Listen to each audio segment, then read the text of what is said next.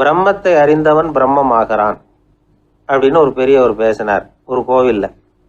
தைத்திரிய உபனிஷத்து அப்படி சொல்லுதான். இதை கேட்கும் பொழுது நமக்கு ஒரு சந்தேகம் வரும். அது எப்படி? பிரம்மத்தை அறிந்தவன் பிரம்மம் ஆகிறான்னா, சிங்கத்தை அறிந்தவன் சிங்கம் ஆகிறானா, தோசையை அறிந்தவன் தோசை ஆகிறானா? இப்படிப்பட்ட சந்தேகம் நமக்கு வர்றதுல ஒன்றும் ஆச்சரியம் இல்லை. இது இயற்கை. இதுக்கும் அந்த பெரியவரே பதில் சொல்றார்.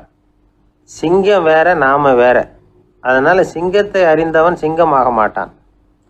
ஆனால் பிரம்மம் வேற, நாம வேற இல்லை. அதனால பிரம்மத்தை அறிந்தவன் பிரம்மமாகிறான் அப்படிங்கிறது அவரோட விளக்கம். மனிதன் அவன்தான் தான் பிரம்மங்கிறது தெரியாதனால தான் அதை வேற எங்கேயோ தேடிட்டு இருக்கிறான். கடைசியில் அது தான் தாங்கிறது புரிஞ்சுக்கிற பொழுது அவன் பிரம்மம் ஆயிடுறான். இதை விளக்கிறதுக்கு ஒரு உபநிஷத்து கதையே இருக்கு. நமக்கு தெரிஞ்ச கதை தான், ஆனால் அதை வேற விதமான அர்த்தத்தில் விளையாட்டாக சொல்லிகிட்டு இருக்கிறோம். ஒரு சமயம் ஒரு 10 நண்பர்கள் ஒரு காட்டு வழியாக போய்கிட்டு இருக்கிறாங்க. குறுக்க ஒரு நதி, அதை கடந்து அடுத்த பக்கம் போகணும். எல்லாரும் ஒரு வழியாக கடந்து அடுத்த கரைக்கு போய் சேர்ந்துட்டாங்க. அங்கே போய் சேர்ந்ததுக்கு அப்புறம் எல்லாரும் பத்திரமா வந்து சேர்ந்துட்டோமா அப்படின்னு தெரிஞ்சுக்கிறதுக்காக எண்ணி பார்க்குறான் அந்த கூட்டத்து தலைவன்.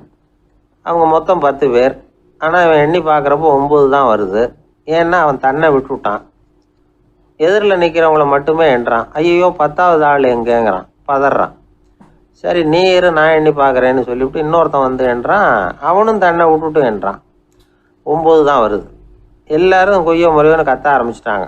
அந்த சமயத்தில் ஒரு பெரியவர் அந்த பக்கமாக வர்றார். என்ன விஷயம்னு விசாரிக்கிறார்.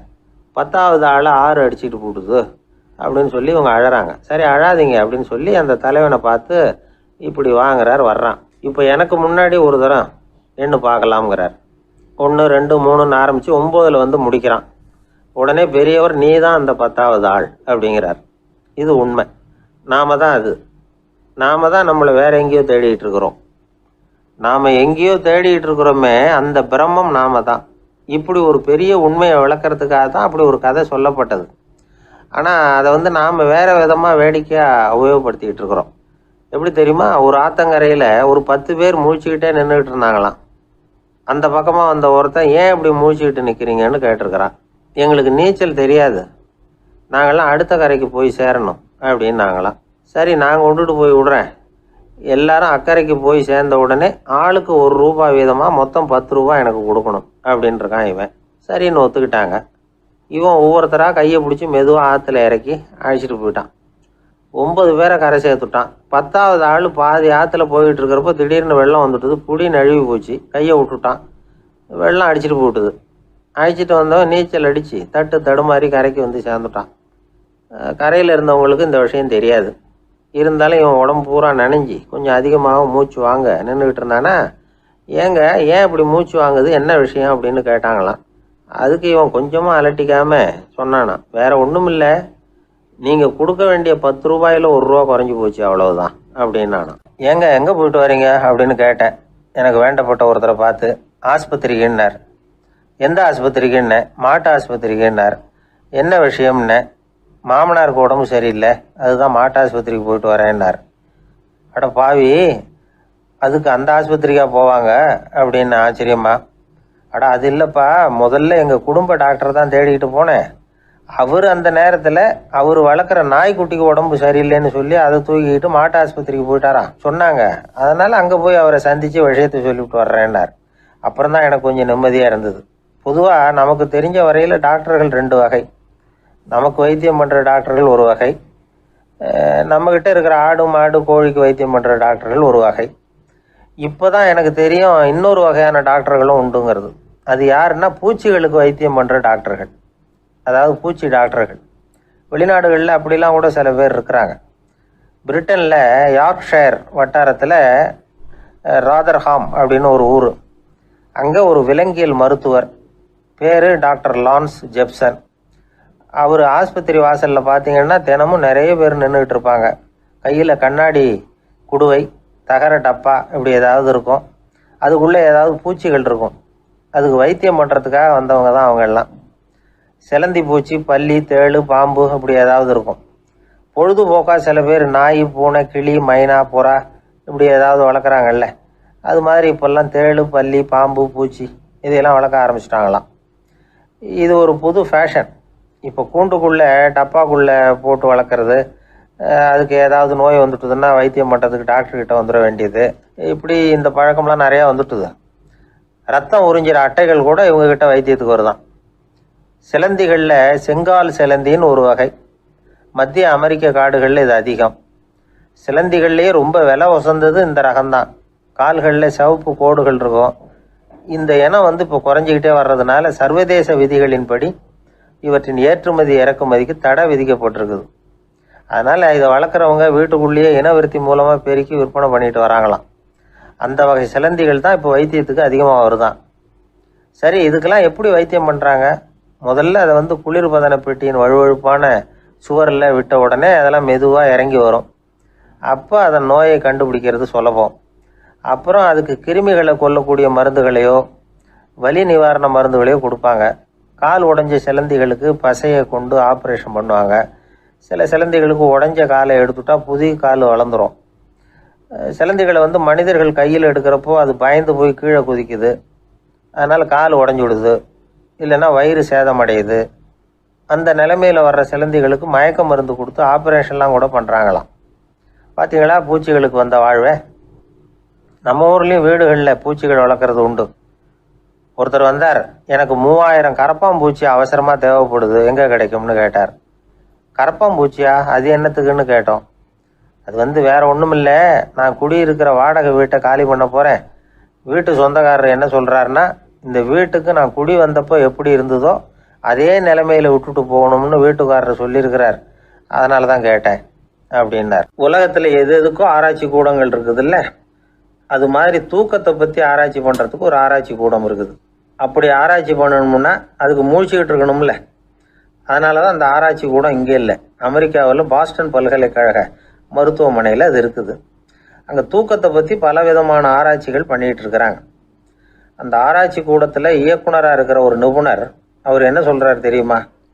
உங்களுக்கு தூக்கம் வரலையா, நீங்கள் நல்லா தூங்குறதுக்கு தாராளமாக சில யோசனைகளை என்னால் சொல்ல முடியும் அப்படிங்கிறார்.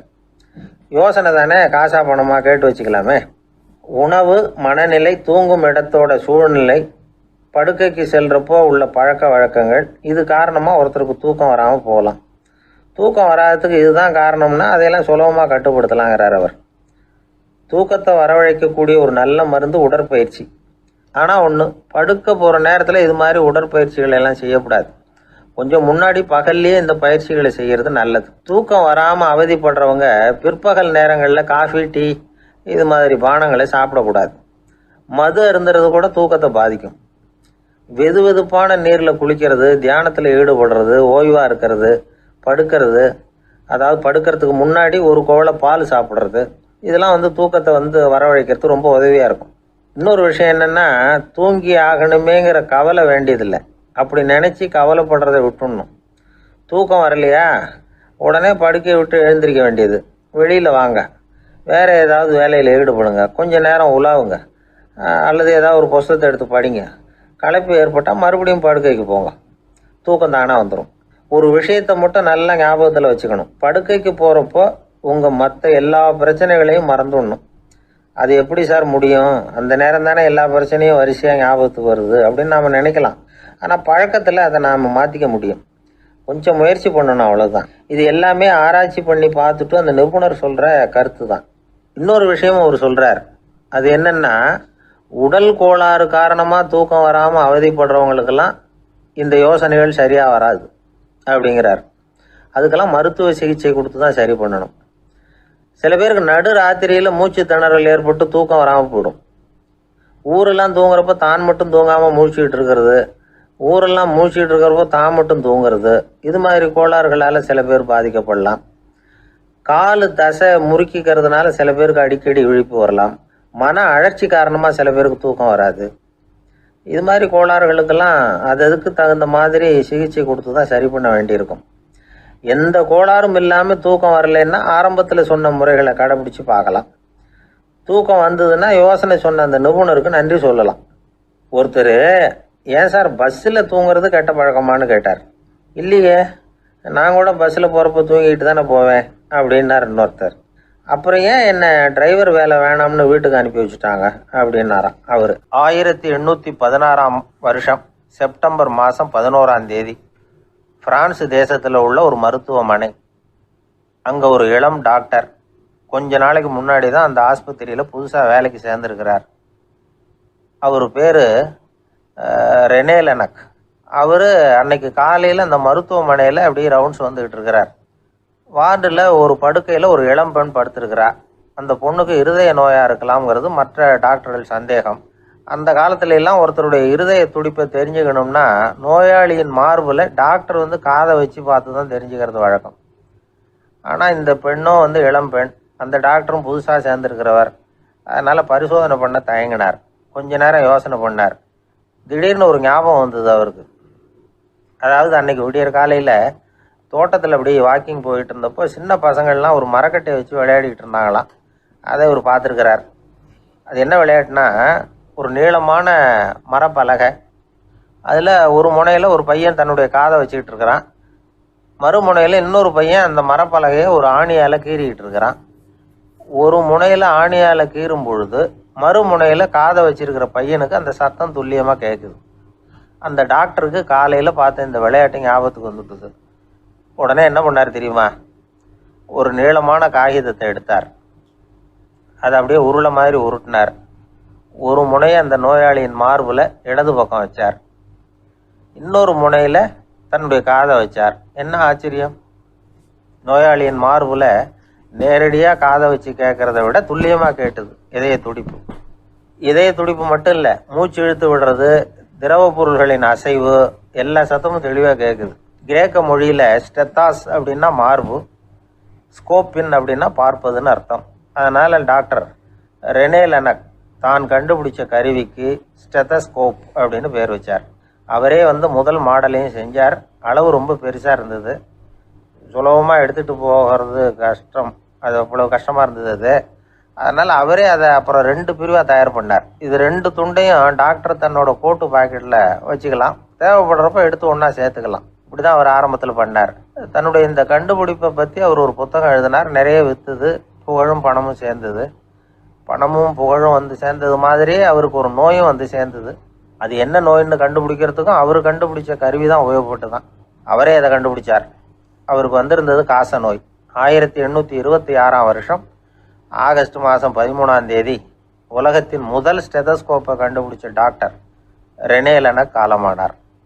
அவர் சாகிறதுக்கு முன்னாடி மரத்தால் செஞ்சு வச்சுருந்த ஸ்டெதஸ்கோப்பை தனக்கு வேண்டியப்பட்ட ஒரு டாக்டர்கிட்ட கொடுத்து, என்னுடைய சொத்துக்கள்லேயே ரொம்ப வசந்தது அப்படின்னு சொன்னாராம். அதுக்கப்புறம் 3 வெள்ளைக்காரங்க சேர்ந்து இந்த கருவியில் சில மாற்றங்களை பண்ணாங்க. ஆனால் 1829 லண்டனில் டாக்டர் நிக்கோலஸுங்கிறவர் ஒரு காதால் இதய துடிப்பை கேட்குறத விட டாக்டர் 2 காதாலையும் கேட்குறது தான் சரியாக இருக்கும் அப்படின்னு ஒரு கருத்தை வெளியிட்டார். அதுக்கப்புறம் ரொம்ப காலம் கழித்து 1852 ஜார்ஜ் காமான் அப்படிங்கிறவர் ரப்பர் டியூப்களை உபயோகப்படுத்தி 2 காதாலையும் கேட்குற மாதிரி ஒரு புதிய வடிவத்தை அதுக்கு கொடுத்தார். அதுக்கு பிறகு அது படிப்படியாக எவ்வளவோ மாற்றங்கள் இருந்தாலும் ஆரம்பத்தில் டாக்டர் ரெனே லெனக் உருவாக்கின அடிப்படை மாடலை யாரும் மாற்றி அமைக்கலைங்கிறது தான் முக்கியமான விஷயம். நமக்கு தெரிஞ்ச ஒரு ஆஸ்பத்திரி, அதில் ஒரு நோயாளி, காலை நேரத்தில் நர்ஸு அந்த பக்கமாக போயிட்டு இருந்தாங்க. அதை பார்த்துட்டு ஒரு நர்ஸுன்னு கத்துறார். நர்ஸு அவசரமாக ஓடி வந்து என்ன விஷயம்னு கேட்டாங்க. சிஸ்டர், இங்கே பாருங்கள், உங்கள் டாக்டரை என் நெஞ்சில் ஒரு காதை வச்சு கேட்டுக்கிட்டு இருக்கிறார் அப்படின்னார் நோயாளி. சிஸ்டர் பதட்டப்படாமல், அதனால் என்ன, இந்த டாக்டர் பழமையான விஷயங்களில் ரொம்ப நம்பிக்கை உள்ளவர், அதனால் ஸ்டெதாஸ்கோப்பை உபயோகப்படுத்தாமல் காதை வச்சு கேட்குறார், அது ஒன்றும் தப்பு இல்லை அப்படின்னாங்களாம். ஐயோ, அதுக்காக இல்லை சிஸ்டர், இவர் என் நெஞ்சு மேலே தலையை வச்சது நேற்று ராத்திரி 9 மணி, இப்போ விடிஞ்சு போச்சு, இன்னமும் தலையை எடுக்கவே இல்லை, அதுக்காக தான் சந்தேகப்பட்டு உங்களை கூப்பிடுறேன் அப்படின்னாராம். எதிர்காலத்தை நினச்சா எனக்கு ரொம்ப பயமாக இருக்குது சார் அப்படின்னு சொல்கிறவங்க நிறைய பேர் இருக்கிறாங்க. அதாவது பயப்படாத மனிதர்கள்னு யாருமே கிடையாது. ஒவ்வொருத்தருக்கும் ஒவ்வொரு விதமான பயம் இருந்தாலும் ஒட்டுமொத்தமாக பார்க்குறப்போ மனிதனுக்கு 6 விதமான பய உணர்வுகள் வரலாம் அப்படின்னு பெரியவங்க சொல்கிறாங்க. எல்லா விதமான பயமும் இந்த 6 வகைக்குள்ள அடக்கம். அந்த 6 வகை பயமும் 6 எதிரிகள் மாதிரியாம். 6 எதிரிகளையும் புரிஞ்சுக்கிட்டோம்னா போதும், வாழ்க்கையில் சுலபமாக வெற்றி அடைய முடியும். சரி, அந்த 6 வகை பயம் என்னென்ன அப்படின்னு பார்ப்போம். முதல்ல வறுமை பற்றிய பயம், 2வது பழிச்சொல் பற்றிய பயம், 3வது உடல் நலம் பாதிப்பு பற்றிய பயம், 4வது என்னன்னா காதல் தோல்வி, 5வது முதுமை, 6வது மரணம். அதாவது பயப்படுறதுங்கிறது ஒரு மனநிலை தான். இந்த மனநிலையை கட்டுப்படுத்த முடியும், திசை திருப்ப முடியும். சரி, இந்த பயங்களின் அறிகுறிகள் எப்படி இருக்கும்? வறுமை பற்றிய பயம் அப்படின்னு முதல்ல சொன்னோம் இல்லையா, அந்த பயத்தின் அறிகுறிகளை தெரிஞ்சுக்குவோம்.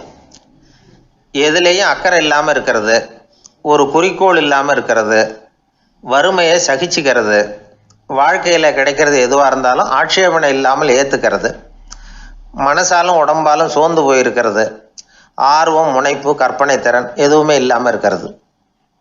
இதெல்லாம் தான் அந்த வறுமை பற்றிய பயத்தின் அறிகுறிகள். அந்த அடுத்தது ஒன்று பார்த்தோமே, பழிச்சொல் பற்றிய பயம். அதாவது அடுத்தவங்க நம்மளை குறை சொல்லி விடுவாங்களோ அப்படிங்கிற பயம். இதுக்கு அறிகுறி என்ன தெரியுமா?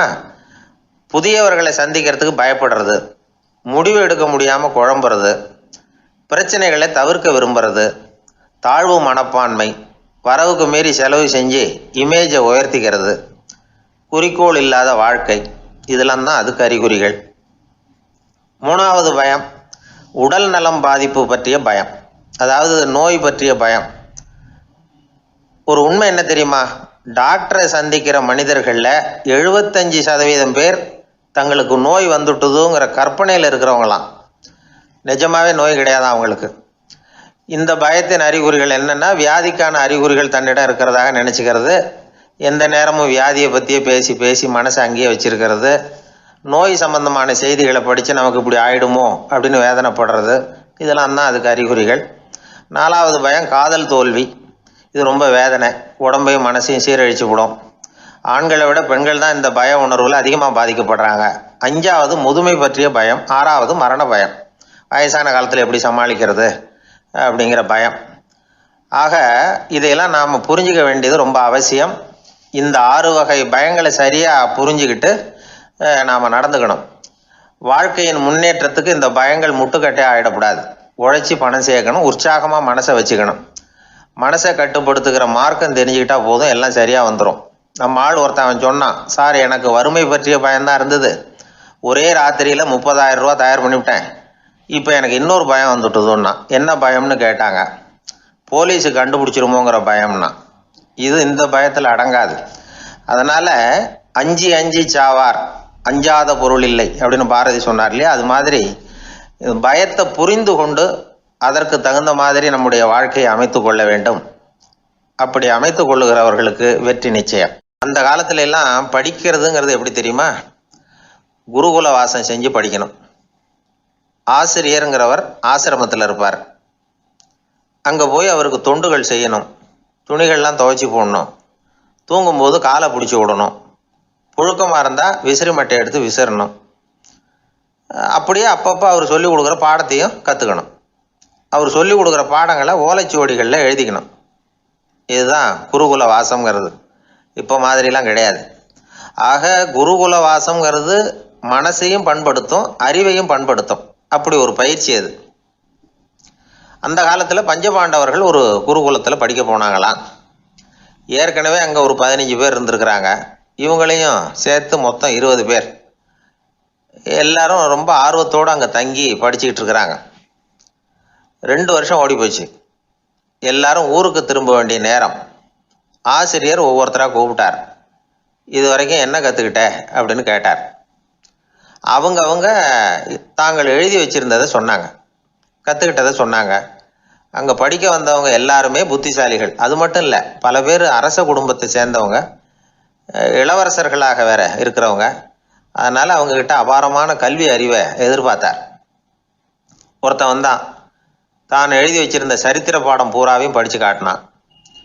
இன்னொருத்தன் வந்தான், தான் எழுதி வச்சிருந்த பூகோள பாடம் பூராவையும் படித்து காட்டினான். இப்படி ஒவ்வொருத்தராக அவங்க படித்தது என்னங்கிறத படித்து காட்டிவிட்டு போனாங்க. கடைசியாக தர்மர் வந்தார், பேசாமல் நிற்கிறார். தன் கையில் இருந்த ஓலைச்சுவடி கேட்டால் அவர் பிரிக்கவே இல்லை. ஆசிரியர் இவர்கிட்ட தான் அதிகமாக எதிர்பார்த்தார். ஆனால் இவரும் பேசாமல் நின்றுட்டு இருக்கிறார். நீ என்ன கற்றுக்கிட்ட சொல்லு, ஓலைச்சுவடியை பிரித்து படினார் அந்த முனிவர். தருமர் அசையவே இல்லை. மெதுவாக சொன்னார், ஐயா, நான் கற்றுக்கிட்டது ஒன்றே ஒன்று தான். அதுதான் வாழ்க்கையில் எனக்கு ரொம்ப முக்கியமான பாடமாக அமையும் அப்படின்னார். என்னது, என்கிட்ட 2 வருஷ காலமாக படிச்சு விட்டு கடைசியில் கற்றுக்கிட்டது ஒன்றே ஒன்று தானா அப்படின்னார் முனிவர். அவருக்கு ஒன்றும் புரியல.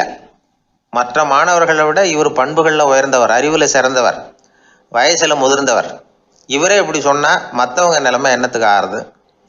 அவங்க ரொம்பவும் கெட்டு போயிடுவாங்களே அப்படின்னு அவர் யோசனை பண்ணார். தர்மா, நல்லா யோசனை பண்ணி பதில் சொல்லு. 2 வருஷமாக நீ கற்றுக்கிட்டது என்ன அப்படின்னு தானே நான் கேட்குறேன். அதை கொஞ்சம் யோசனை பண்ணி சொல்லுன்னார் முனிவர் கொஞ்சம் கோபமாக. தருமர் முகத்தில் எந்த மாறுதலுமே இல்லை. இல்லையா, 2 வருஷமாக நான் கற்றுக்கிட்ட முக்கியமான பாடம் ஒன்றே ஒன்று தான்னார். இப்போ அந்த முனிவருக்கு கோபம் அதிகமாக வந்துடுச்சு. ஏன்பா, உனக்கு வெக்கமா இல்லையா? உன்னை விட வயசில் குறைஞ்சவங்க எவ்வளவு பாடம் கற்றுக்கிட்டு இருக்கிறாங்க, எவ்வளவு விரிவாக அவங்க படித்து காட்டினாங்க. நீயும் கூட நிறைய குறித்து வச்சிருக்கிற போல இருக்கு, அதை ஏன் பிரித்து படிக்கக்கூடாது அப்படின்னார். ஐயா, நான் சொல்கிறது உங்களுக்கு ஏமாற்றமாக இருந்தால் என்னை மன்னிக்கணும். நான் ரொம்ப முக்கியமாக கற்றுக்கிட்டு இருக்கிறது ஒன்றே ஒன்று தான், மற்ற எதையும் சொல்கிறதுக்கு விரும்பலைன்னார். மாணவர்கள்லாம் சிரிச்சுட்டாங்க. முனிவருக்கு கோபம் அளவுக்கு மீறி வந்துட்டு ஓங்கி அரைஞ்சு விட்டார் தருமரை அவர் கன்னத்தில். தருமர் கண்ணை செவந்து போட்டுது, கண்கள் கலங்கி போச்சு. ஆனாலும் அவர் அமைதியை இழக்கலை, தலை குனிஞ்சு நிற்கிறார். இவருடைய பிடிவாதம் முனிவருக்கு இன்னும் ஆத்திரத்தை உண்டாக்கி விட்டது. இன்னொரு கண்ணத்திலே அரைஞ்சார். எல்லாரும் பயந்து போய் அமைதியாக நின்றுட்டு இருக்கிறாங்க. முனிவர் கத்துறார், அப்படி நீ கற்றுக்கிட்ட அந்த முக்கியமான பாடம் தான் என்ன, அதையாவது சொல்லு அப்படின்னார். ஐயா, அதை மட்டும் ஒரு ஓலைச்சுவடியில் தனியாக குறித்து வச்சிருக்கிறேன், இந்தாங்க, இதை நீங்களே படித்து பாருங்கன்னார். தருமர் ஓலைச்சுவடியை நீட்டினார். முனிவர் அதை வாங்கி பிரித்தார், சத்தம் போட்டு படித்தார். என்ன எழுதியிருக்காருன்னா, எப்படிப்பட்ட சோதனை ஏற்பட்டாலும் நிதானம் இழந்து கோபத்துக்கு ஆளாகக்கூடாது அப்படின்னு. இதுதான் அந்த ஓலைச்சுவடியில் அவர் எழுதி வச்சிருந்தது. அந்த ஒரு கணத்திலேயே முனிவரும் எல்லா மாணவர்களும் தருமரை புரிஞ்சுக்கிட்டாங்களாம். அவர் கற்றுக்கிட்டது ஏட்டு சுரக்காய் இல்லை, வாழ்க்கையில் பயன்படக்கூடிய முக்கியமான அனுபவ பாடம். முனிவர் கண்களில் கண்ணீர். தருமரை அன்போடு கட்டி தழுவிக்கிட்டார். அப்புறம் சொன்னார், தர்மா, என்னை மன்னிச்சுரு, நீ மாணவன் இல்லை, ஆசிரியன். நான் இது வரைக்கும் தெரிஞ்சிக்காத அனுபவ பாடத்தை நீ இப்போ எனக்கு கற்றுக் கொடுத்துட்ட அப்படின்னு சொன்னாராம். அதனால் நிதானம் தவறக்கூடாதுங்கிறது ரொம்ப முக்கியமான ஒரு செய்தி. ஒரு ஆசிரியர் மாணவனை ஒரு கன்னத்தில் ஓங்கி அரைஞ்சுட்டார். இவன் நிதானம் தவறல, அமைதியாக நின்றுக்கிட்டு இருந்தான். அவர் ஒரு தடவை அரைஞ்சதும் எப்படி உன்னால் நிதானம் தவறாமல் இருக்க முடிஞ்சுது அப்படின்னு கேட்டாங்க நண்பர்கள். அவன் சொன்னான், நான் நிதானம் தவறி இருந்தா எங்கள் வாத்தியார் இன்னொரு கன்னத்துலேயும் அரைஞ்சிருப்பார், அது அதை விட பலமாக இருக்கும், அதனால தான் நான் அப்படி இருந்தேன் அப்படின்னு நானா. ஆக நாம் தெரிந்து கொள்ள வேண்டியது, வாழ்க்கையில் நிதானம் தவறாமல் இருக்க வேண்டும். அதுதான் வெற்றியின் ரகசியம். அந்த ஆளை கண்டா ஏன் இப்படி முகத்தை திருப்பிக்கிட்டு வர்றீங்க அப்படின்னு கேட்டார் ஒருத்தர் நண்பர்கிட்ட. எலெக்ஷனில் அவன் எதிர்த்து நின்னவன் சார், என்ன அவங்ககிட்ட நமக்கு என்ன பேச்சுவார்த்தை அப்படின்னாரான் ரொம்ப கோபமாக இவர். சரி, அந்த ஆள் யாருன்னு கேட்டேன். என் கூட பிறந்த தம்பி தான் சார் அப்படின்னார் அந்த கோபம் குறையாமல். அதாவது நம்ம ஊர் நிலவரம் இப்படி, அதாவது அண்ணனும் தம்பியும் எதிர்த்து நிற்பாங்க தேர்தலில், ஒருத்தர் கண்டா பேசிக்கிறது இல்லை. ஆனால் இங்கிலாந்தில் எப்படி தெரியுமா, அங்கே ஒரே மேடையில் போட்டி போடுற 2 வேட்பாளர்களும் பேசுவாங்களாம், பட்டிமன்றம் மாதிரி. ஒருத்தர் முதல்ல எழுந்திருப்பார், நான் இந்த தேர்தலில் வெற்றி பெற்றால் என்னென்ன செய்வேன் அப்படின்னு சொல்லிவிட்டு உட்காருவார். அதுக்கப்புறம் அடுத்தவர் எழுந்திருப்பார், அவர் சொல்லுவார், நான் வெற்றி பெற்றால் இந்த மக்களுக்கு என்னென்ன செய்வேன், இந்த நாட்டுக்கு என்னென்ன செய்வேன் அப்படிங்கிறத சொல்லிவிட்டு உட்காருவார். 2 பேரும் ஒரே மேடையில் பேசுவாங்க. மக்கள் 2 பேர் பேச்சையும் கேட்டுக்கிட்டு ஒரு முடிவுக்கு வருவாங்க. இதுதான் அங்கே உள்ள பழக்கம். இங்கே அப்படி இல்லை. இங்கே ஒருத்தர் பார்த்தாவே முகத்தை திருப்பிக்கிறது. ஒரு தடவை இது மாதிரி ஒரு கூட்டம் நடந்துகிட்டு இருக்கு அங்கே வெளிநாட்டில் தான். நேரத்துக்கு சரியாக ஒரு வேட்பாளர் வந்து சேரல. இது இங்கிலாந்தில் நடந்த நிகழ்ச்சி. அப்புறம் என்னாச்சுன்னா, ஒருத்தர் வந்துட்டாரு, இன்னொருத்தர் வந்து சேரல. அப்புறம் உடனே அந்த ஒருத்தர் வந்தவர் பேச ஆரம்பிச்சிட்டார். அதாவது அந்த இன்னொருத்தர் சார்பாகவே பேசிட்டாராம். அதாவது அவர் வரல, நான் அவர் சார்பாக நான் பேசிடுறேன், அதாவது அவர் ஜெயிச்சுட்டா அவர் என்னென்ன செய்வார் இந்த நாட்டுக்கு அப்படின்னு சொல்லி அவர் பக்கத்தில் உள்ள நியாயத்தை எடுத்து இவரே சொல்லிட்டாராம். இப்படிலாம் அங்கே நடந்துதான். இது எப்பேற்பட்ட தேர்தல் பண்பாடு பாருங்க. அதனால இன்னொரு விஷயம், இப்போ இங்கிலாந்துலாம் ஓட்டு கேட்குறப்ப வெற்றியா தோல்வியாங்கிறத ஓரளவுக்கு யூகிச்சு விடலாமா. இப்போ ஒரு வேட்பாளர் ஒரு வீட்டுக்கு முன்னாடி போய் நின்று எனக்கு ஓட்டு போடுங்கன்னு கேட்குறாருன்னு வச்சுங்களேன், அதுக்கு என்ன பார்த்து செய்கிறோம், போயிட்டு வாங்க அப்படின்னு சில வீடுகளில் வாசலில் நின்னே சொல்லி அனுப்பிச்சிருவாங்களாம். வேற சில வீடுகளில் எப்படின்னா, வேட்பாளரை வீட்டுக்குள்ளே கூப்பிட்டு காபி சாப்பிட சொல்லி உபசரித்து அதுக்கப்புறம் அனுப்பி வைக்கிறது வழக்கமாக. இதில் எந்த வீட்டு ஓட்டு நிச்சயம் தெரியுமா? வாசலில் நின்று வழி அனுப்பி வச்சுட்றாங்க பாருங்க, அவங்க ஓட்டு நிச்சயம். உள்ளே கூப்பிட்டு காப்பி கொடுத்து அனுப்புகிறாங்க பாருங்க, அவங்க ஓட்டு நிச்சயம் இல்லையா? சரி, அப்புறம் ஏன் அந்த உபசரிப்பு அப்படின்னு கேட்டால் அதுக்கு ஒரு காரணத்தை சொல்கிறாங்க. அதாவது அது ஒரு அனுதாபத்தை தெரிவிக்கிற முறையா. ஐயோ பாவம், நாம் இவருக்கு ஓட்டு தான் போட போகிறதில்ல, எதையாவது செய்வோம், காப்பியாவது சாப்பிட்டு போகட்டும் அப்படிங்கிற எண்ணமா. இப்படி அந்த ஒரு பழக்கம். ஆக அந்த ஊரில் நிறைய காப்பி சாப்பிட்ணும்னு ஒருத்தர் ஆசைப்பட்டால் தேர்தலில் தோற்று போகிறதுக்கு தயாராக இருக்கணும். ஒரு சமயம் ஒரு ஊரில் தேர்தல் நடந்துதான். ஒரு தொகுதியில் நின்று தோற்று போன ஒருத்தர் கையில் ஒரு துப்பாக்கியோட ஊருக்குள்ளே சுற்றிக்கிட்டு இருந்தாராம். ஒரு போலீஸ்காரர் அவரை பார்த்துட்டு சந்தேகப்பட்டிருக்கார். அதனால் அவரை தடுத்து நிறுத்தி, என்ன இது துப்பாக்கியோட சுற்றுறீங்களேன்னு விசாரிச்சிருக்கார். இதுக்கு அவர் சொன்னாராம், சார், இந்த தொகுதியில் மொத்தம் 1,00,000 வாக்காளர்கள், அதில் எனக்கு 10,000 பேர் மட்டும்தான் எனக்கு ஓட்டு போட்டிருக்கிறாங்க. அப்படின்னா எனக்கு வேண்டாதவங்க இந்த தொகுதியில் 90,000 பேர் இருக்கிறாங்கன்னு அர்த்தம். இப்படி ஒரு சூழ்நிலையில் நான் என்னுடைய பாதுகாப்புக்கு ஆயுதம் இல்லாமல் நடமாடலாமா அப்படின்னு கேட்டாராம். எவ்வளவு எச்சரிக்கை பாருங்க. நம்ம ஊரில் சில பேர் ஓட்டு கேட்குற விதமே தனி. ஒருத்தர் ரொம்ப சாமர்த்தியமாக ஓட்டு கேட்பாராம். அவர் எப்படின்னா, ஒரு வீட்டுக்கு போகிறாருன்னு வச்சுங்களேன், அந்த நேரம் அந்த வீட்டுக்காரரு என்ன செஞ்சுக்கிட்டு இருக்கிறாரோ அதே வேலையை இவரும் கொஞ்ச நேரம் செய்வாராம், அவருக்கு ஒத்தாசையா. அதுக்கப்புறம் மெதுவாக பேச்சு கொடுப்பார், ஓட்டு கேட்பார், இது மாதிரி எலெக்ஷனில் நிற்கிறேன் கவனிக்கணும்னு. அது மாதிரி ஒரு தடவை அவர் போனப்போ அங்கே அவர் என்ன பண்ணிகிட்டு இருக்காரு, வீட்டுக்கு பின்னாடி மாட்டு கொட்டையில் பால் கறந்துக்கிட்டு இருக்கார் ஒரு பசுமாட்டுக்கிட்ட. அந்த வீட்டில் இவர் ஓட்டு கேட்க போனவர் இவர் ஓடி போய் இன்னொரு சொம்பை எடுத்துக்கிட்டு அதே மாட்டுக்கு இன்னொரு பக்கம் போய் உட்காந்துக்கிட்டு இவரும் பால் கறக்க ஆரம்பிச்சிட்டார். எதிர உட்காந்துட்டு இருக்காரு இவர் இந்த பக்கம் உட்காந்துருக்கார். கீழே கொஞ்சம் குனிஞ்சு பார்த்தா ஒருத்தர் முகத்தை ஒருத்தர் பார்க்கலாம். கொஞ்ச நேரம் ஆனதுக்கப்புறம் இவர் மெதுவாக அவர்கிட்ட பேச்சு கொடுத்தாராம். இது மாதிரி, நான் எலெக்ஷனில் நிற்கிறேன், நீங்கள் ஓட்டு போடணும், அதுக்காக தான் வந்தேன்னாராம். அது முடியாதுங்களேன்னாராம் அவர். ஏன்னு கேட்டிருக்கார். நான் இந்த வீட்டுக்காரன் இல்லை, நானும் உன்ன மாதிரி ஓட்டு கேட்க வந்தவன் தான் அப்படின்னாராம் அவர். ஒரே ஒரு ஊரில் ஒரு ராஜா இருந்தாராம். அவர் நிறைய சம்பாதிக்கணும்னு திட்டம் போட்டார்.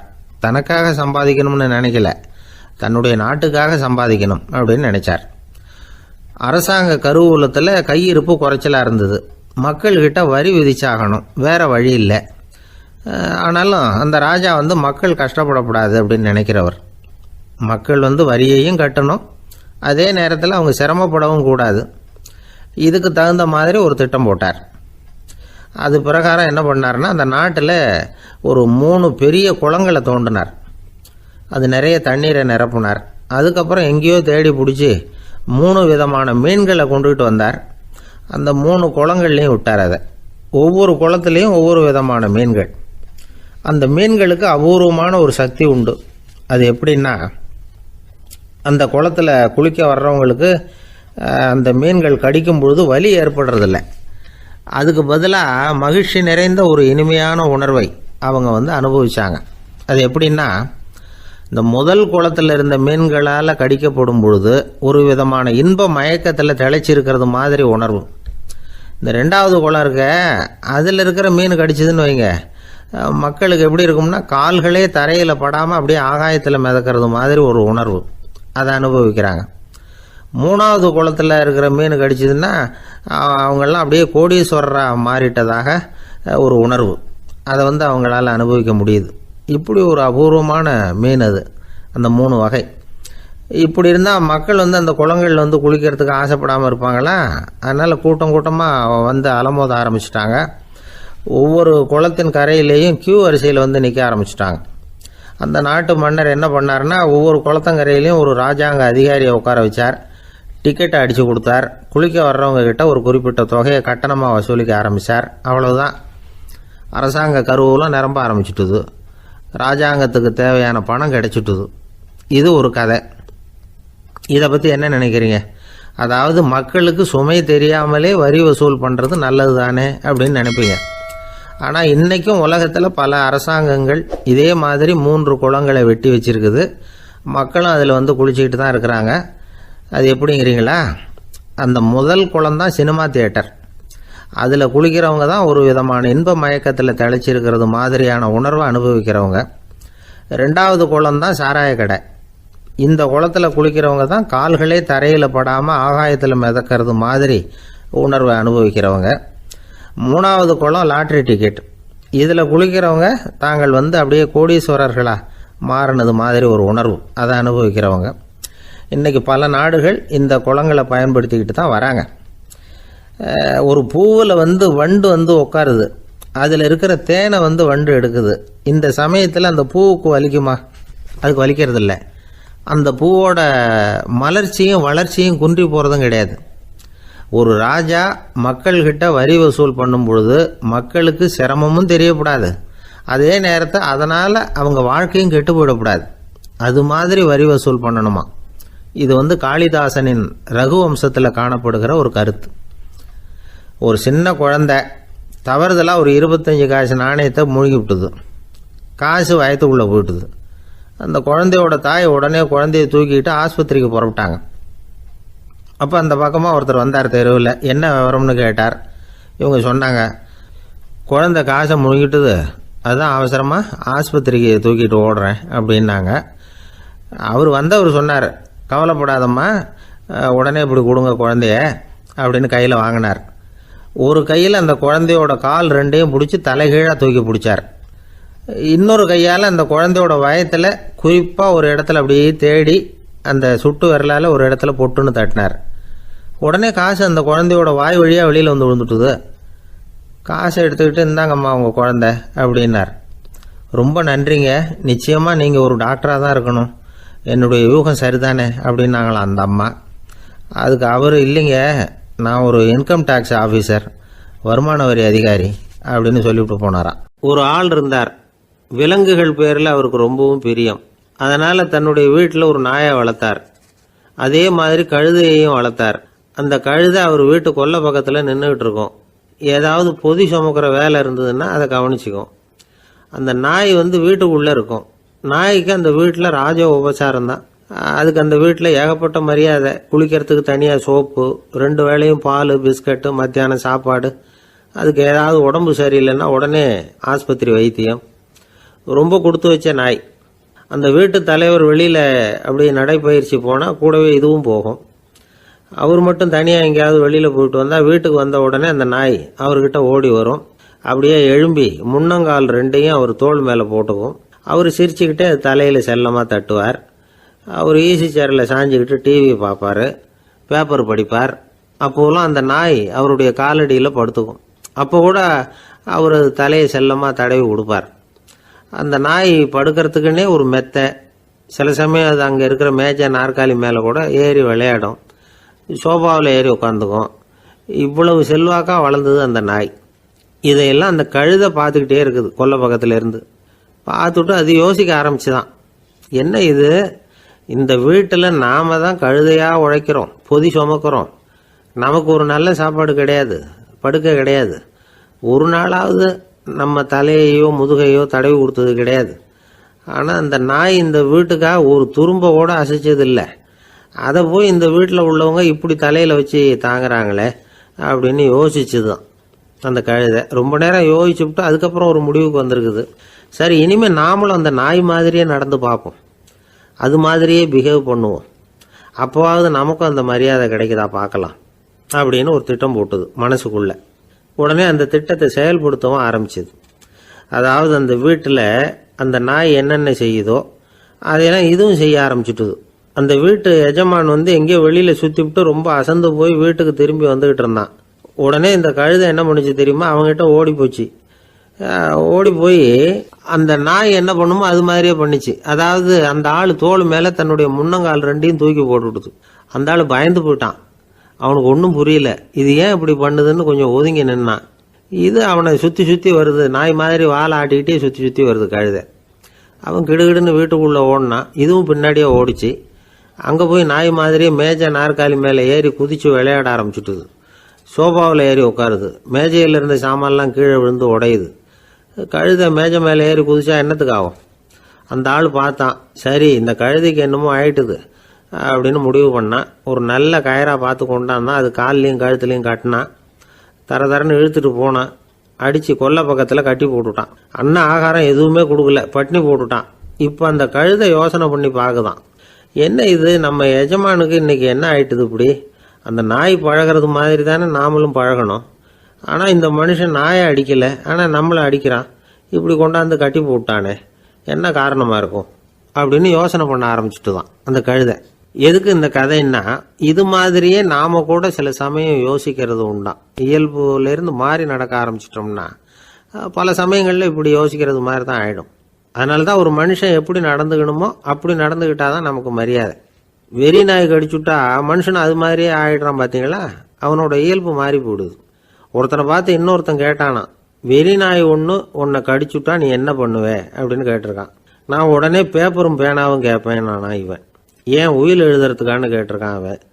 இல்லை, நான் யாரையெல்லாம் கடிக்கணும்னு ஒரு லிஸ்ட்டு தயார் பண்ணணும்ல, அதுக்காக அப்படின்னு நானும். குடும்பத்தில் அப்படிலாம் இருந்து சமாளிக்கிறாங்க. குடும்பத்தில் ஒருத்தர் அனுசரிப்பு தன்மைங்கிறது ரொம்ப அவசியம். கணவன் மனைவின்னா அனுசரித்து போகணும்னு சொல்லுவாங்க. அதாவது ஒரு கணவன் அதுக்காக தான் அந்த காலத்துலலாம் ஒரு வீட்டுக்கு மாப்பிள்ளை தேடுறதுங்கிறது ஒரு பெரிய குடும்பத்தை நிர்வகிக்கிற அளவுக்கு ஒரு கணவனாக வரக்கூடிய எப்படி இருக்கணும் அப்படின்னா, அந்த காலத்தில் புலி வேட்டைக்கு போகணும். ஒரு பொண்ணுக்கு மாப்பிள்ளை தேடுறதுன்னா நம்ம தமிழ் பழக்கம் என்னென்னா, காட்டுக்கு போய் ஒரு புலியை வேட்டையாடிட்டு வரணும். அந்த புலி பல்லு அல்லது நகத்தை கொண்டுட்டு வரணும் அந்த இளைஞன்.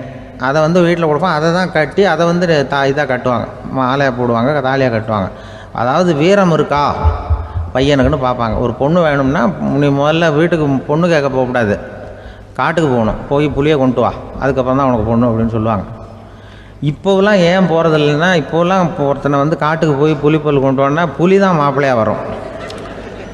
அதனால தான் இப்போ போகிறதில்ல யாரும் காட்டுக்கு. அப்போ பெண்களும் ரொம்ப வீரமாக இருந்தாங்க. பெண்கள் மூலம் அந்த காலத்தில் எப்படின்னா, முறத்தாலேயே புலியை துரத்துவாங்களாம். நம்ம பழைய பாட்டிலெல்லாம் பார்த்துருப்பீங்க. முறத்தால் புலியை விரட்டினாங்கன்னு வரும் பழைய பாட்டு. அந்த அளவுக்கு பெண்களுக்கு வீரம்.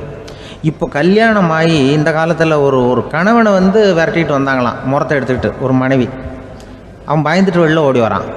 பின்னாடி முறத்தை எடுத்துகிட்டு அந்த அம்மா ஓடி வருது. இவனை தனியாக பிடிச்சி கொண்டு போய், என்னப்பா இந்த மனைவிட்டு இப்படி பயந்து ஓடி வரையே, முறத்தால் துரத்துறா இப்படி வரையே அப்படின்னு தான் அவன் அப்படியே தடுமாறிட்டு, அதெல்லாம் ஒன்றும் இல்லை, அவன் என்னை புலியாக நினைக்கிறா அப்படின்னு ஒரு பெருமையாக சொல்லிட்டானான். அந்த காலத்தில் புலியை தான் முறத்தால் விரட்டினாங்க, இப்போ புருஷனை விரட்டுறாங்க அப்படின்னு சொல்லி. அப்படி அந்த காலத்தில் கணவனுக்கு ஒரு குடும்பத்தை நிர்வகிக்கிற திறமை இருக்கா, உடல் வலிமை தான் முக்கியம். இப்போ கூட மதுரை பக்கத்தில் ஐயாவுக்கு தெரியும், அந்த இளவட்டக்கல்லுன்னு ஒரு ஊருக்கு ஊர் எல்லையில் கிடக்கும். ஊர் எல்லையில் ஒரு பெரிய கல் கிடக்கும். அந்த ஊருக்கு பொண்ணு கேட்க போகிறவங்க அந்த கல்லை தலைக்கு மேலே தூக்கி காட்டணும். அப்படியே தூக்கி தலைக்கு மேலே வசதி கீழே போடணும். அந்த வலு இருந்தால் தான் நீங்கள் அந்த ஊருக்குள்ளேயே போகலாம், பொண்ணு கேட்குறதுக்கு போகலாம். இல்லைன்னா நீ திரும்பி போக வேண்டியதான். அந்த வலிமை இருக்கா மாப்பிள்ளைங்கன்னு பார்க்குறாங்க. இளவட்டக்கல்லுன்னு பேர். அப்போ என்ன பண்ணாங்கன்னா, ஒரு 1000 வருஷத்துக்கு முன்னாடி அந்த கல்லை தலைக்கு மேலே தூக்கி கீழே போடுவாங்களாம். ஒரு 500 வருஷத்துக்கு முன்னாடி அப்படி கொஞ்சம் தூரம் இடுப்பு அளவுக்கு தூக்கி கீழே போட்டுக்கிட்டு இருந்துருக்குறாங்க. அதுக்கப்புறம் ஒரு 100 வருஷத்துக்கு முன்னாடியெல்லாம் அப்படி முழங்கால் அளவுக்கு அப்படி தூக்கி போட்டால் போகிறோம்னு வச்சுருந்தாங்களாம். இப்போ நான் அந்த ஊருக்கு என் கூட பழனிசாமின்னு ஒருத்தர் இருக்கார். அவர் போய், உனக்கு எப்படிப்பா இந்த ஊரில் கல்யாணம் ஆச்சு அப்படின்னா, இப்போலாம் நாங்கள் தொட்டு கும்பிட்டா போகிறோம், அதை அசைக்கிறது கூட இல்லை. அப்படி ஆகிட்டுது. ஒரு குடும்பத்தை கணவனாக வரப்போகிறவனுக்கான தகுதி அந்த காலத்தில் அப்படி இருந்துதான். அப்படி கணவன் தேர்ந்தெடுக்கிறது, குடும்பத் தலைவனை தேர்ந்தெடுக்கிறது ஒரு பெரிய காரியம். ஒரு பெரிய செல்வந்தர் போட்டி வச்சாராம். ஒரு நீச்சல் குளம், அதில் யார் வேணாலும் குதித்து அந்த பக்கம் போய் கரையேறலாம். அந்த நீச்சல் குளத்தில் விஷப்பாம்புலாம் கிடக்கு. யார் துணிஞ்சி அந்த விஷப்பாம்பு இருக்கிற குளத்தில் குதித்து அந்த பக்கம் போய் கரையேறானோ அவனுக்கு ஒரு 100 ஏக்கர் நிலம் கொடுப்பேன். அது வேண்டான்னா ஒரு 1000 ஆடு கொடுப்பேன். அதுவும் வேண்டான்னா என் பொண்ணை கொடுப்பேன் அப்படின்னு போட்டி வச்சார்.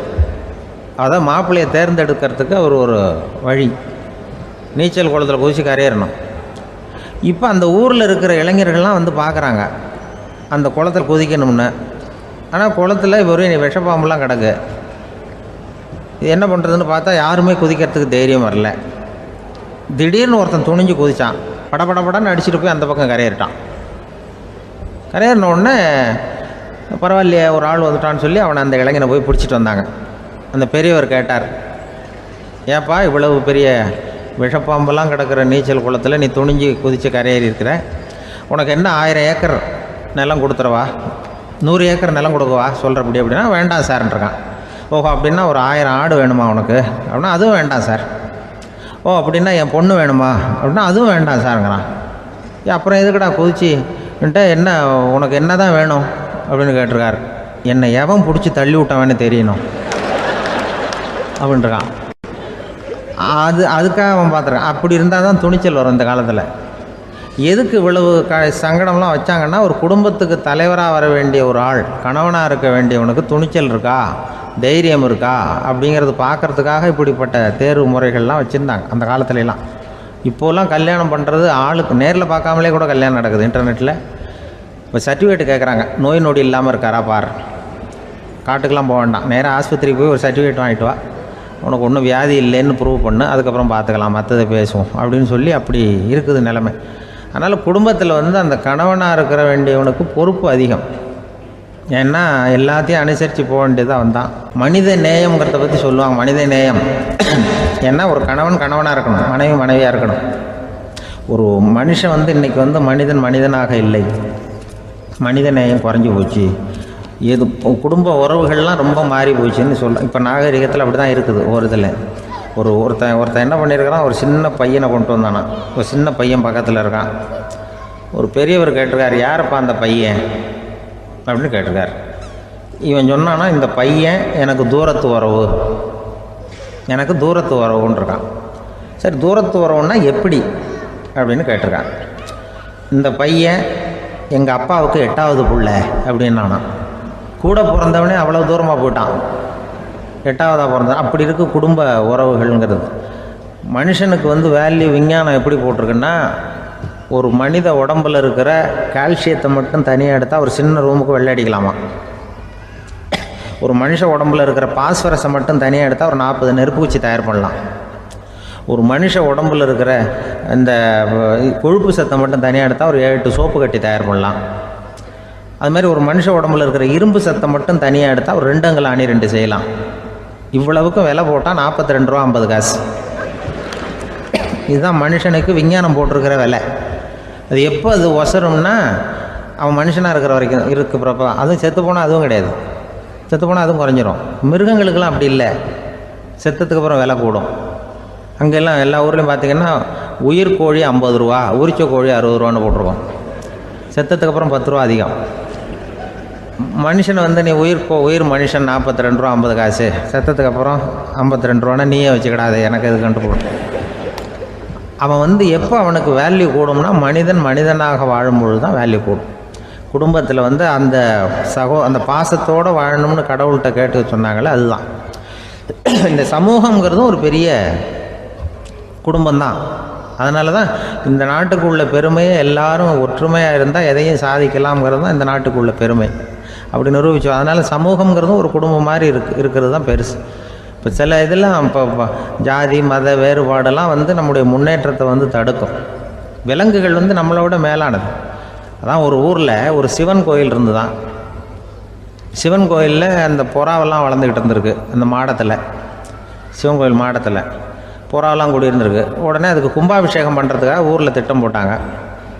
சிவன் கோயிலுக்கு வெள்ளடிக்க ஆரம்பித்தாங்க. வர்ணம் பூச ஆரம்பித்ததும் அதுக்கு சாரம் கட்டுவாங்கள்ல, இந்த குச்சியெல்லாம் வச்சு சாரம் கட்டுவாங்க. உடனே இந்த புறாவெல்லாம் என்ன பண்ணிச்சான், இனிமேல் நம்ம இங்கே வெள்ளை அடிக்கிறாங்க, கும்பாபிஷேகம் வருது, நம்ம இங்கே குடியிருக்க முடியாது, எதிர்த்தாப்புல எங்கே போகலான்னு பார்த்துருக்கு. இந்த உயரம் கோபுரத்தில் இருந்த புறாவெல்லாம் எதிர்த்தாப்புல ஒரு மாதா கோயில் இருந்திருக்கு, சர்ச்சு. அங்கே சில மாடங்களில் புறாவெல்லாம் இருக்குது, சில மாடம் இருக்குது. உடனே நம்மளாம் அங்கே போய்டும் கொஞ்சம் காலத்துக்குன்னு எல்லாம் புறப்பட்டு இந்த மாதா கோயிலுக்கு போய்டுது.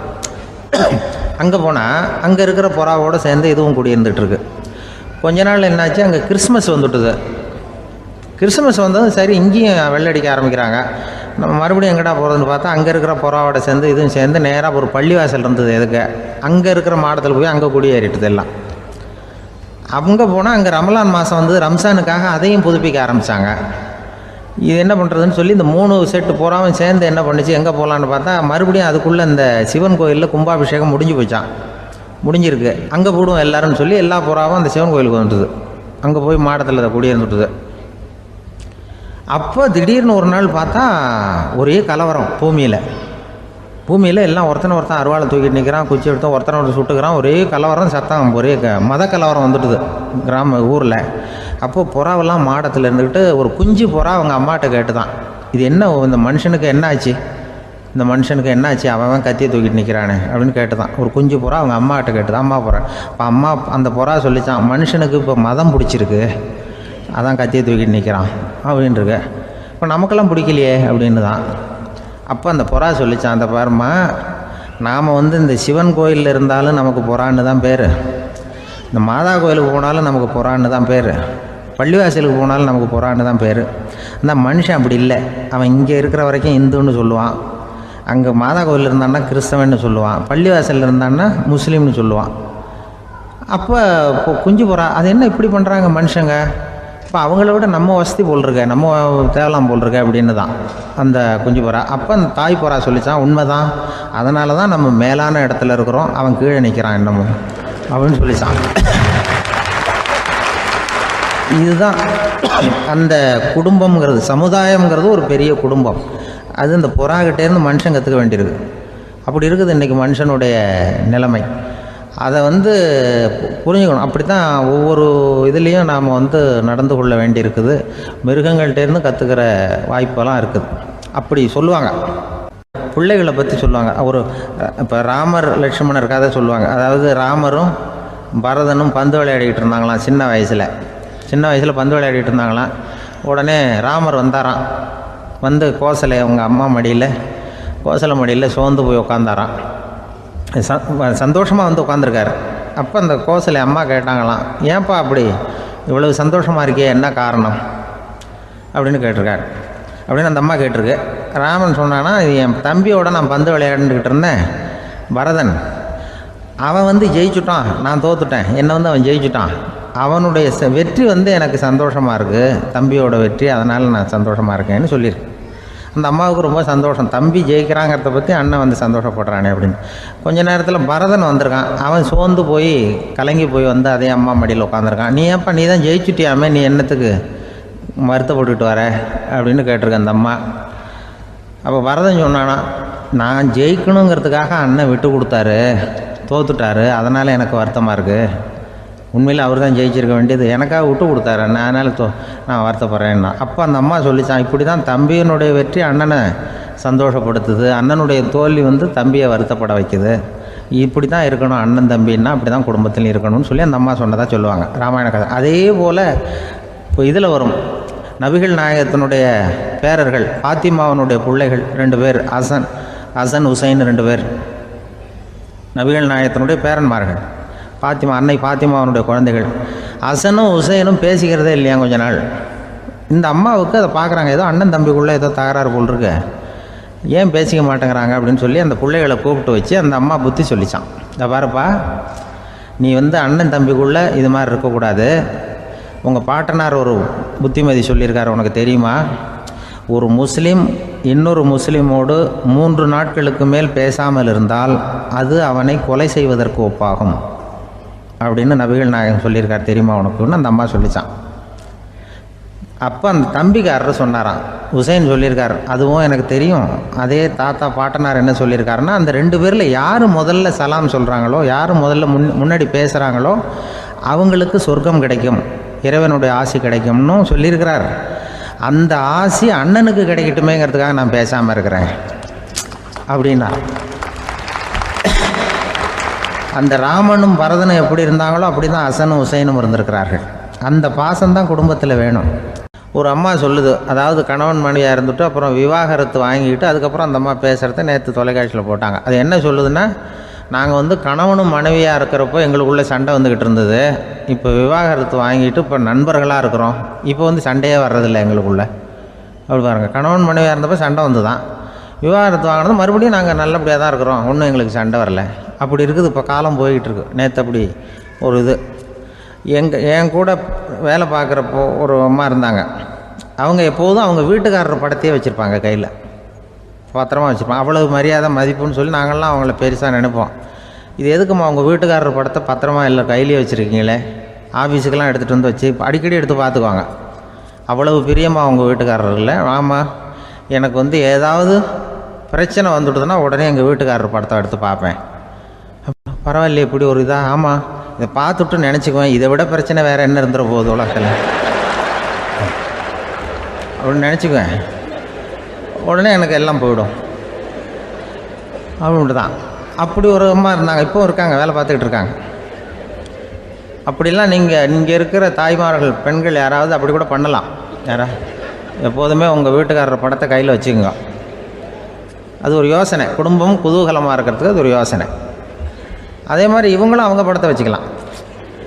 வச்சுக்கிட்டு பிரச்சனை வரும்பொழுது பார்த்துக்கணும், இதை விட நமக்கு என்ன வந்துட போகுது பெருசாக அப்படி தான் இருக்கணும். குடும்பம் நல்லபடியாக இருக்கணும்னா அதுக்கு இப்போ சொல்லுவாங்க, கடவுளே ஒரு வீட்டு கணவன் வீட்டு தலைவர் கனவுல வந்தாராம். கடவுள் இது மாதிரி உன்னை விட்டுட்டு உங்கள் குடும்பத்தை உன்னையெல்லாம் விட்டுட்டு போக போகிறேன்னா, அதனால் ஏதாவது வர வேணும்னா கேட்டு போய் வாங்கிக்கோ அப்படின்னு கடவுள் சொன்னாராம் அந்த குடும்ப தலைவர்கிட்ட. அவருக்கு என்ன கேட்குறதுன்னு புரியல. கடவுள் விட்டுட்டு போகிறேங்கிறார், ஏதாவது வரம் கேட்டுக்கோ அப்படின்னு நம்ம என்ன பண்ணுறது, என்ன கேட்குறதுன்னு ஒன்றும் புரியல. குழம்பிக்கிட்டு இருந்தான் அந்த ஆள் கனவில். இப்போ கடவுள் சொன்னாரா, சரி நீ ரொம்ப குழப்பமாக இருக்க, நாளைக்கு மறுபடியும் உன் கனவில் வரேன், அதுக்குள்ளே நீ முடிவு பண்ணி வை, உனக்கு என்ன வரம் வேணுமோ கேட்டு வாங்கிக்கோ, உனக்கு வரம் கொடுத்துட்டு நான் போயிடுறேன், உன்னை விட்டுட்டு போகிறதா நான் முடிவு பண்ணிட்டேன் அப்படின்ட்டுருக்கார் கடவுள். சரி ஒரு நாள் அவகாசம் கொடுங்க, நாளைக்கு நான் அதுக்குள்ளே முடிவு பண்ணி வைக்கிறேன்ட்டு அவர் வந்தார். மறுநாள் முழிச்சுக்கிட்டு மனைவி மகன் மக்கள் எல்லோரையும் கூப்பிட்டார், குடும்பத்தில் எல்லாரையும். அப்படி வாங்க, இது மாதிரி நேற்று கனவுல வந்தார் கடவுள், நம்மளை விட்டுட்டு போக போகிறாராம், என்ன வரம் வேணும்னு கேட்டு வாங்கிங்கோ அப்படின்னு போய் சொல்லிட்டார். என்ன கேட்குறதுன்னா அப்படின்னு அந்த கணவன் கேட்குறான். இந்த மனைவி சொல்கிறாங்க, என் உடம்பு பூரா நகையாக இருக்கணும் அப்படின்னு கேளு அப்படின்ட்டுருக்கு. அதுக்குள்ளே அந்த ஒரு பொண்ணு ஓடி அப்படிலாம் கேட்காதப்பா கடவுள்கிட்ட, இப்போ இருக்கிற சொத்து எவ்வளோ இருக்கோ அதுபோல் இன்னொரு பங்கு வேணும்னு கேளு அப்படின்ட்டு. அந்த பையன் அவன் வேறு சொன்னான், அவன் அது நமக்கு இது போல் ஒரு 10 பங்காவது வேணும், 2 பங்களா கார் வேணும் அப்படின்னு அவன் ஒரு லிஸ்ட்டை கொடுத்தான். இவர் என்ன கேட்குறதுன்னு முடிவு பண்ணுறதுக்குள்ள அங்கே வேலை செய்கிற அம்மா, ஒரு வயசான அம்மா வந்திருக்கு, வேலை செய்கிற அம்மா. அது சொல்லிச்சான் இவர்கிட்ட, தப்பாரு கடவுள்கிட்ட அப்படிலாம் கேட்காதப்பா, நாளைக்கு வரும்பொழுது என்ன வர வேணும்னா எங்கள் குடும்பத்தில் எல்லாரும் அன்பாக இருக்கணும் பாசமாக இருக்கணும்னு கேட்டு வாங்கிக்கோ, வரத்தை அன்பு பாசம் குடும்பத்தில் எப்போதும் நிலவணும்னு கேட்டு வாங்கிக்கோ, வேற எல்லாம் நம்ம பார்த்துக்கலான்னு இந்த பெரியம்மா சொல்லிச்சான். மறுநாள் அதே மாதிரி படுத்து தூங்கினார். கடவுள் கனவுல வந்தார். கேட்கும்பொழுது இவர் சொன்னாராம், ஐயா எனக்கு எங்கள் குடும்பத்தில் நாங்கள் கணவன் மனைவி புள்ள குட்டி எல்லாம் பாசமாக இருக்கணும் அன்பாக இருக்கணும், இதுதான் எங்களுக்கு வர வேணும் அப்படின்னு கேட்டாராம். இவர் கேட்டதும் கடவுள் தலையை சொரிய ஆரம்பிச்சிட்டாராம்.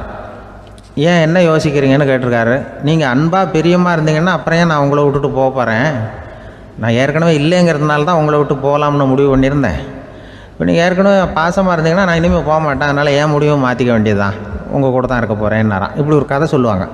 அதனால் ஒரு குடும்பத்தில் அந்தந்த உறவு முறைகள் சரியாக இருக்கிற வரைக்கும் எல்லாம் நல்லாயிருக்கும். அங்கே தான் இறைவன் வாழும் இல்லம்ங்கிறாங்களே, அதுதான் அதில் அந்த குடும்ப தலைவருங்கிறவர் கணவன் அப்படிங்கிறதுனால அவருக்கு தான் பொறுப்பு. அவருக்கு நிறைய சகிப்புத்தன்மை வேணும், கோபம் வரக்கூடாது, யார் என்ன சொன்னாலும் போகணும். சில கணவன்மார்கள் எது சொன்னாலும் மனைவி தட்டுறதில்லை. அங்கே போனால் போவாங்க, எதுக்கு போக சொல்கிறேன்னு கேட்குறதில்ல, போகிறது. இங்கே வான்னா வர்றது. திருவள்ளுவர் மனைவி இருந்தாருன்னு சொல்கிறாங்கல்ல, அது மாதிரி. அது எப்படின்னா ஒருத்தர் சொன்னார், அது அப்படி இல்லை, அதுக்கு ஒரு கதை சொன்னார். ஹிட்லர் வந்தாராம் ஒரு தடவை, ஒரு பெரிய கப்பல் மேலே, கப்பலுடைய மேல் தளத்தில் ஹிட்லர் வந்துக்கிட்டு இருக்கார். ஒரு இங்கிலீஷ் கேப்டன் எதிரில் நிற்கிறான். அவனுக்கு பெரிய ஆச்சரியம், இந்த ஆள் எப்படி இப்படி ஒரு தனி மனிதனாக இருந்துக்கிட்டு உலகத்தையே இப்படி இந்த பாடுபடுத்துகிறார் அப்படின்னு சொல்லி, உன்னுடைய வெற்றிக்கு என்ன காரணம்னு கேட்டாராம் அந்த இங்கிலீஷ் கேப்டன். இப்போ ஹிட்லர் சொன்னாராம், என்னுடைய வெற்றிக்கு காரணம் என்கிட்ட வேலை செய்கிற ஊழியர்கள், நான் கிழிச்ச கோட்டை தாண்ட மாட்டாங்க, நான் என்ன சொல்கிறேனோ அதை உடனே செய்வாங்க, ஏன் எதுக்குன்னு எதிர்த்து பேச மாட்டாங்க, அதுதான் என்னுடைய வெற்றிக்கு காரணம் அப்படின்னு சொல்லி அதை நிரூபித்து காட்டுறேன் பார் அப்படின்னு சொல்லி கையை தட்டினாராம் ஹிட்லர். உடனே ஒரு சிப்பாய் அங்கேருந்து லெஃப்ட் ரைட் போட்டு சல்யூட் பண்ணி நின்னான். உடனே ஹிட்லர் சொன்னார், நீ அப்படியே இந்த கப்பல் மேல் தளத்துலேருந்து அப்படி கடலில் விழுந்து செத்து போடா அப்படின்னு பொத்துன்னு குதிச்சுட்டான். எதுக்கு சொல்கிறேன் என்ன இதில், உடனே குதிச்சு செத்து போட்டான். இவருக்கு பெரிய ஆச்சரியம் கேப்டனுக்கு. ஹிட்லர் சொன்னார், இதுதான் என்னுடைய வெற்றிக்கு காரணம், தப்பார் இன்னொருத்தனை கூப்பிட்றேன் அப்படின்னு தட்டினா இந்த பக்கத்துலேருந்து ஒருத்தன் வந்தான், லெஃப்ட் ரைட் நின்னா, நீ இப்படி குதிச்சு செத்து போடா அப்படின்னு பொத்துன்னு குதிச்சுட்டான். எதுக்கு போக சொல்கிறீங்கன்னு ஒன்றுமே கேட்கல, குதினா உடனே குதிச்சுட்டான். அப்போ ஹிட்லர் சொன்னார், இதே மாதிரி என்னுடைய ஒவ்வொரு ஊழியர்களும் இருக்கிறாங்க, நானும் ஊழியர்களை இழக்கிறதுக்கு தயாராக இல்லை, தப்பார் தயாராக இருப்பேன் எப்போதும், தப்பார் இன்னொருத்தரம் தட்டுறேன்னு இன்னொருத்தர் வந்தார்.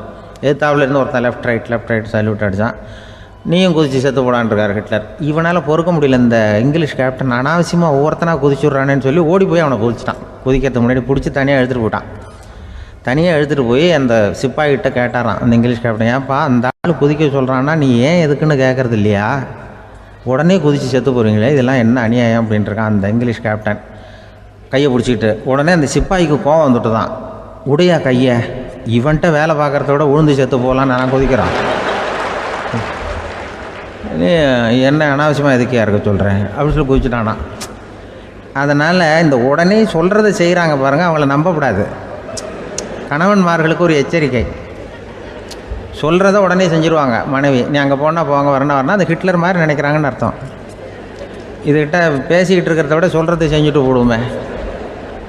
அப்படி சமாளிக்கிற கணவன்மார்கள் உண்டு. குடும்பத்தில் அப்படிலாம் இருந்து சமாளிக்கிறாங்க. வாழ்க்கையில் வெற்றி பெற என்ன வழி? இது ஒரு முக்கியமான கேள்வி. இதுக்கு எல்லாரும் பொதுவாக சொல்கிற ஒரு பதில், உழைச்சா வெற்றி பெறலாம் அப்படிங்கிறது தான். வாழ்க்கையில் வெற்றி பெற உழைப்பு மட்டும் இருந்தால் போதாது, நேர்மையும் வேணும் அப்படிங்கிறார் பால் ஹாஃப்மேன். இவர் யார் தெரியுமா? இவர் ஒரு பெரிய பொருளாதார நிபுணர். 2வது உலகப் போர் முடிஞ்ச சமயம் அப்போ இவர் அமெரிக்காவின் நிதி ஆலோசகராக இருந்தார். தன்னுடைய வாழ்க்கையில் நடந்த பழைய நிகழ்ச்சி ஒன்று அவர் சொன்னார். இளம் வயசில் படித்து முடித்ததும் அவர் வேலை தேடிக்கிட்டு இருந்தாராம். அப்போது ஒரு கால்நடை வைத்தியர்கிட்ட போய் வேலை கேட்டிருக்கார். இவர் அங்கே போன சமயத்தில் அந்த டாக்டர் தன்னுடைய பழைய கார் ஒன்றை விற்பனை செய்யறதுக்காக வேற ஒருத்தர்கிட்ட பேரம் பேசிக்கிட்டு இருந்தார். வாங்க வந்தவர் இவர்கிட்ட அந்த காரை பற்றின விவரம்லாம் கேட்டுக்கிட்டு இருந்தார். கார் நல்ல நிலைமையில் இருக்குமா அப்படிங்கிற கவலை அவருக்கு. எல்லா விவரங்களையும் கேட்டுக்கிட்டு அவர் கடைசியாக சொன்னார், டாக்டர், இந்த காரை நீங்களே என்னுடைய ஊருக்கு ஓட்டிகிட்டு வர வேண்டியது. கார் எந்த ரிப்பேரும் ஆகாமல் என்னுடைய ஊருக்கு சேர்ந்துட்டுதுன்னா அங்கேயே நான் பணம் கொடுத்து இந்த காரை வாங்கிக்கிறேன் அப்படின்னார். நம்ம கார் அவ்வளோ தூரத்துக்கு வழியில் எந்த கோளாறும் இல்லாமல் போய் சேருமா அப்படிங்கிற சந்தேகம் டாக்டருக்கு. அவர் என்ன செஞ்சார் தெரியுமா? தன்கிட்ட வேலை கேட்டு வந்திருந்த இளைஞர் பால் ஹாஃப்மேனை கூப்பிட்டார். அவர்கிட்ட சொன்னார், இதை பாருப்பா, இந்த காரை நீ அவருடைய ஊர் வரைக்கும் நல்லபடியாக ஓட்டிகிட்டு போய் சேர்த்துட்டீங்கன்னா உனக்கு நான் வேலை கொடுத்து விட்றேன். அது மட்டும் இல்லை, காரு விற்கிற தொகையில் கமிஷனும் கொடுக்குறேன், என்ன சம்மதமா அப்படின்னு கேட்டார்.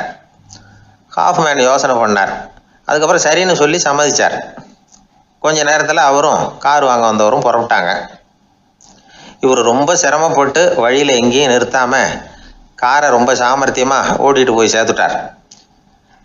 இவரை அழைச்சிக்கிட்டு வீட்டுக்குள்ளே போனார். அப்புறம் கேட்டார், இதை பாருப்பா, இப்போ சொல்லு, இந்த காரோட நிலைமை இப்போ எப்படி இருக்குது? உண்மையிலேயே இது நல்ல நிலைமையில் இருக்குதா? உன்னுடைய மனசாட்சிப்படி பதில் சொல் அப்படின்னார். இவரும் உடனே காரு நல்ல நிலைமையில தான் இருக்குது அப்படின்னு சொல்கிறதுக்கு வாயை திறந்தார். அதுக்குள்ளே பார்வை எதிரில் உள்ள சுவர் மேலே பட்டுது. அங்கே இயேசுநாதர் படம் ஒன்று மாட்டியிருந்தாங்க. அதுக்கு அடியில் எழுதியிருந்த வாசகம் என்னன்னா, நீ பேசும் ஒவ்வொரு வார்த்தையையும் இயேசு கவனித்து கொண்டிருக்கிறார் அப்படின்னு இருந்தது.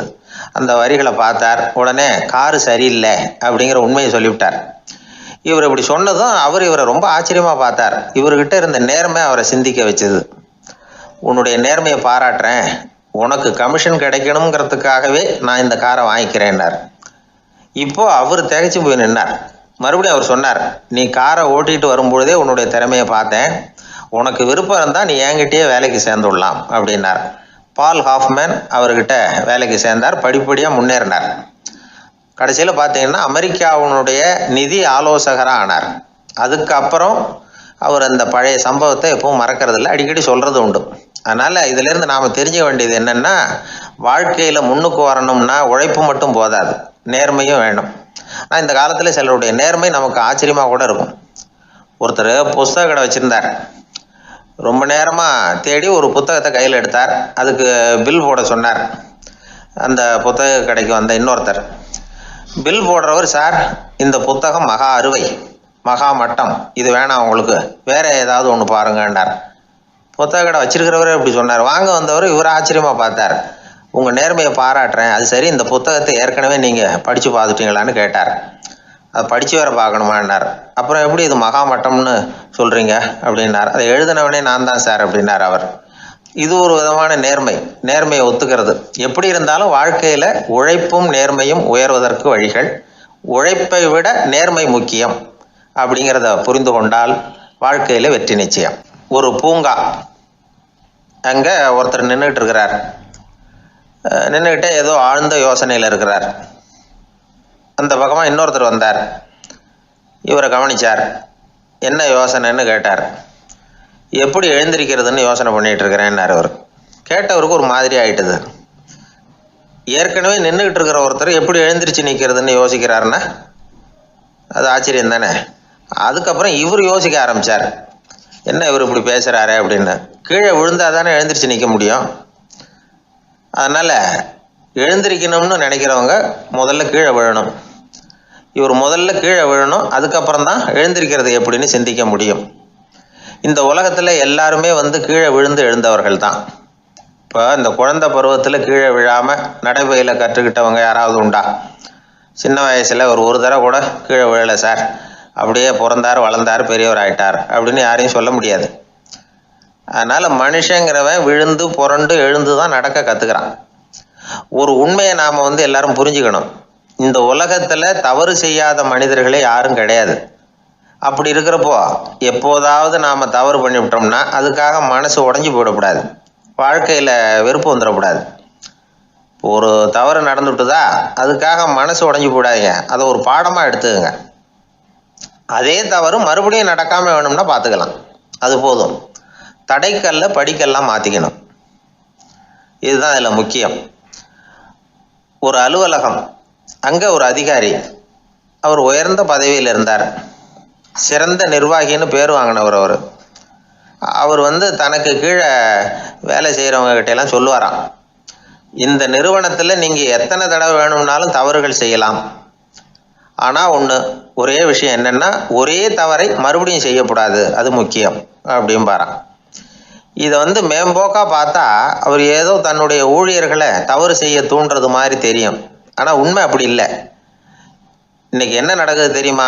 அநேகமாக எல்லா மனிதர்களுமே ஒரே தவறை தான் மறுபடியும் செய்கிறாங்க. விளையாட்டு வீரர்கள் ஒரே மாதிரியான தவறுகளை திரும்ப திரும்ப செய்கிறது உண்டு. கணக்கு எழுதுகிறவங்கள பாருங்கள், ஒரே தப்பை மறுபடியும் செய்வாங்க.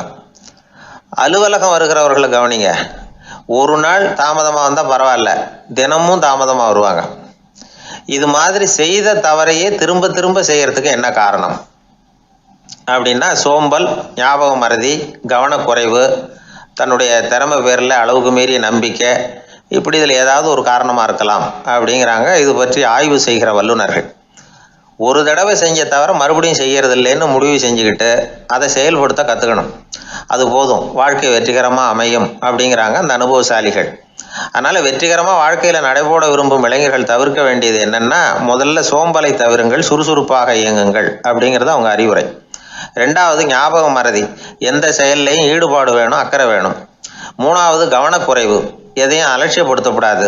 நாலாவது என்னால் முடியாதது எதுவுமே கிடையாது அப்படிங்கிற அளவுக்கு மீறிய நம்பிக்கை, அது ஆபத்தில் கொண்டு போய் விட்டுரும். அதனால் முதல் தவறு உங்களுக்கு ஒரு பாடமாக அமையணும். ஒரு மனிதர் அவர் தன்னுடைய 2 காதுலையும் கட்டு போட்டுக்கிட்டு வந்தார். அவருடைய நண்பர் அதை கவனிச்சுட்டார். என்ன சார் ஆச்சு, 2 காதுலையும் கட்டு போட்டுருக்கீங்களே அப்படின்னு விசாரித்தார். ஒன்றுமில்லை சார், வீட்டில் ரொம்ப ஆர்வமாக டிவியில் கிரிக்கெட் மேட்ச் பார்த்துக்கிட்டு இருந்தேன். அப்போது என்னுடைய மனைவி துணிகளுக்கு அயர்ன் பண்ணிக்கிட்டு இருந்தாங்க. அயர்ன் பாக்ஸை அப்படியே வச்சுட்டு அடுப்பங்கரைக்கு போயிட்டாங்க. அந்த சமயம் பார்த்து டெலிஃபோன் பண்ணி அடிச்சுது. அவசரமாக ஓடி போய் அதை எடுத்து காதில் வச்சேன். அப்போ தான் தெரியும் அதை